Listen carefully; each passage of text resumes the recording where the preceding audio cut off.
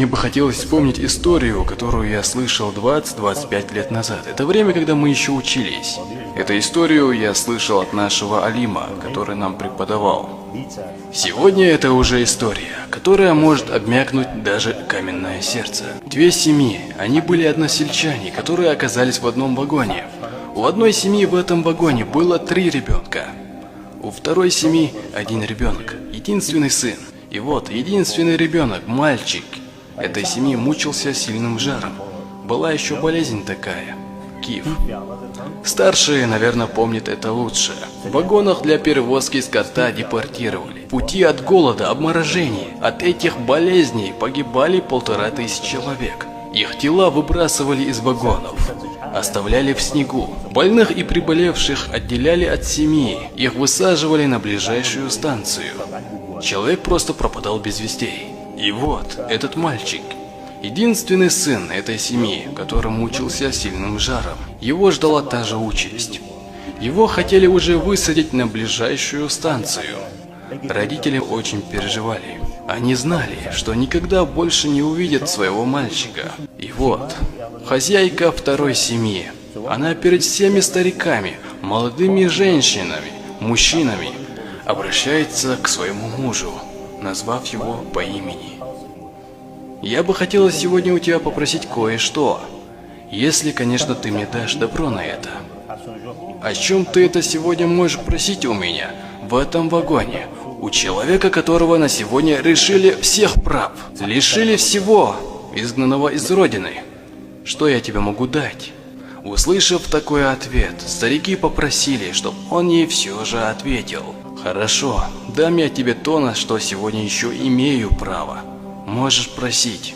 Жена говорит: дай мне своего сына. Я прошу тебя твоего сына.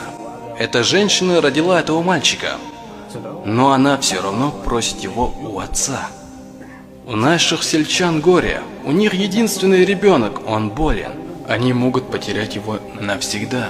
Мы должны спрятать его в этом вагоне и выдать его за нашего здорового, чтобы они высадили нашего мальчика вместо их больного. Вы только посмотрите, каким мужеством эта женщина обладала. А ведь она всего лишь женщина, зная, что семья с единственным ребенком не переживет такую утрату, зная, что они могут потерять свою единственную кровную линию. Она пошла на такое.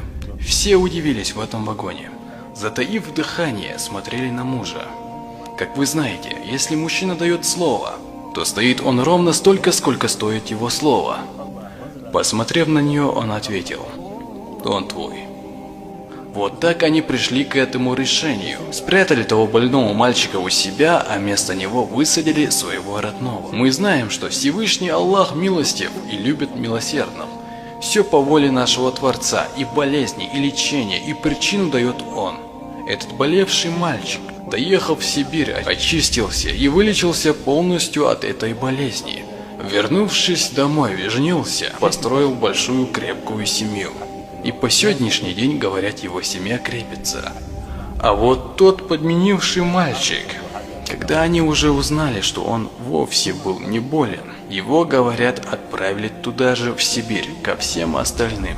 И через полгода он там все же нашел своих родителей. Вы только посмотрите, это реальный случай, который показывает, какими были тогда люди. На сегодня это для нас большой пример. Этот случай действительно показывает всему миру, что этот народ обладает высокими духовными качествами. Это образец для подражания, что этот народ прошел через многое, что этот народ вытерпел много утрат, что у этого народа не каменное сердце. Поэтому сегодня мы должны уделять на это больше времени, брать для себя пример, чтобы мы еще больше объединились и научились любить друг друга ради Аллаха. Сегодня